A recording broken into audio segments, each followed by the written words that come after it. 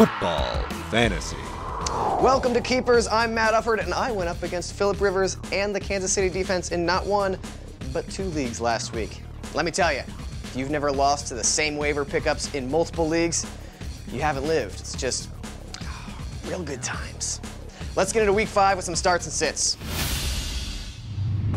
Start Eddie Royal. I admit I was low on the Chargers this year and had no faith in what Phillip Rivers could do. But Mike McCoy has done a brilliant job with this offense, and Royal has had 2 quiet weeks after scoring 5 times in the first 2 weeks. Look for him to reemerge against a porous Oakland defense. Sit Demarco Murray if you have some depth at running back. Denver's allowing just 3.2 yards per carry, and you have to figure that Dallas will be throwing in an attempt to catch up with the Broncos.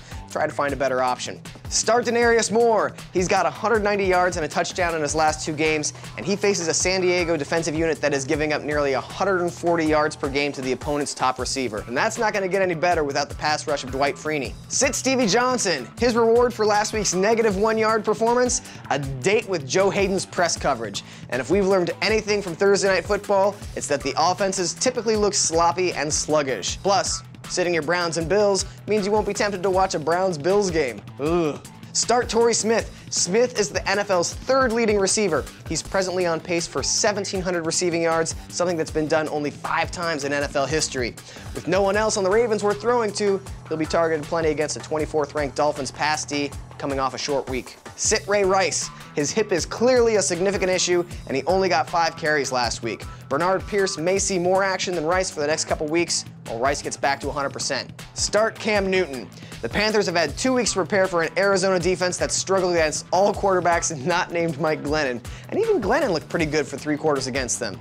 Oh, and if you're superstitious, Newton's got a great history in University of Phoenix Stadium. It's where he won an NCAA championship, and he also passed for 422 yards and 2 touchdowns there in his first career NFL game. If you made the plays I suggested in last week's Keepers, chances are you're coming off of a win.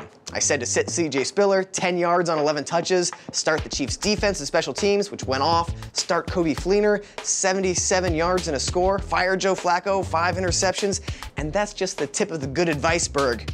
My only real misses were telling you to sit Andre Johnson, who played well against the Seahawks, and to hire Ryan Broyles, 0 catches. I apologize, and as always, I offer you a full refund.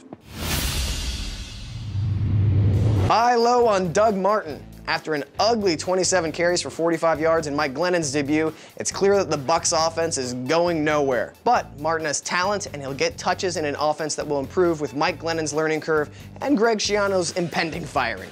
Martin's not a first-round value anymore, but his output will improve. Sell high on Kenbrell Tompkins. He's had 168 yards and 3 touchdowns over the last 2 weeks, but the return of Rob Gronkowski and Danny Amendola will affect his targets and red zone looks. Buy on Giovanni Bernard. After limited playing time the first 2 weeks, Bernard has gotten 30 touches over the last 2 weeks compared to the law firm's 16. As anyone with eyes has noticed, that trend will only continue as Bernard continues to do more with his touches than just go 3 yards and fall down. Nice work, BJG. Sell high on Greg Jennings. He had a great game in England versus a winless Steelers team that can't tackle or force turnovers. But don't expect the honeymoon with Matt Castle to last. Why? Because Matt Castle sucks. And so does Christian Ponder whenever he returns to the lineup. Jennings is only worth a play against the NFL's worst defenses. Better to get rid of him. There's a pretty good chance of rain across the eastern half of the United States on Sunday, but it should be clear of Green Bay, where it'll be sunny and in the 70s.